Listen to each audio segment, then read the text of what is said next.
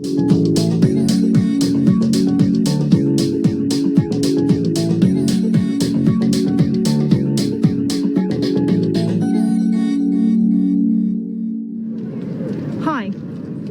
I start work quite late, so in the mornings I normally read the papers or go on news websites.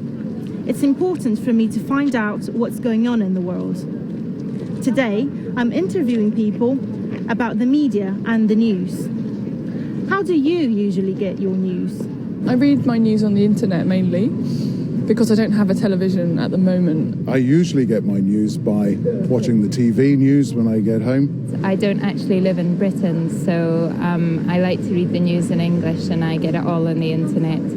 Well, I often listen to the radio. I find that actually much better than the television. I watch the news every morning and I read the Guardian newspaper. Maybe 2 or 3 times a week I buy the paper. I usually get my news from the internet or from newspapers. What kind of news stories interest you the most? Well, I study conflict and development, so I'm interested in world affairs. A variety, really. I like to read about politics, of course, and what's happening in the country, but I also like to hear about what's happening in other countries of the world.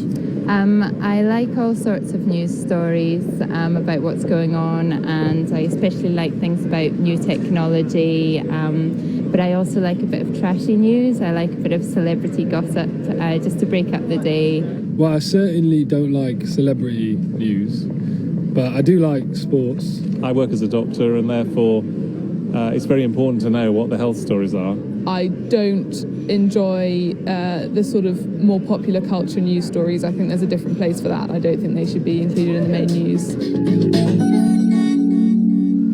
How has modern technology and new media changed our relationship with the news? On my laptop, I can go on the internet and I can just see what the latest headlines are. I can see news developments as they happen almost in real time. There are many different sources, and therefore you often compare and contrast what different media are saying. Often you don't have to pay, so you don't have to, it doesn't discriminate against people who don't have money. We used to rely on the messages from TV, from different outlets, and now with things like Twitter, people can spread the news, but it does run the risk that it's not always correct. In your opinion, does the media use its power responsibly? I think in general, yes, but I think there are occasions when I think it's irresponsible. I think, for example, when they hound celebrities, for example, I don't think that's very responsible news. I don't even think it's very good news.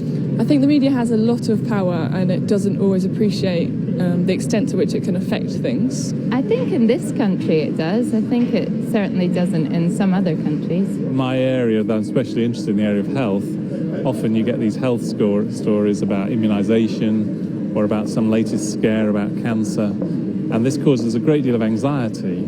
And yet when you go down to the real truth, it's often based on very flimsy foundations. So I think the media do have a duty to use their power responsibly.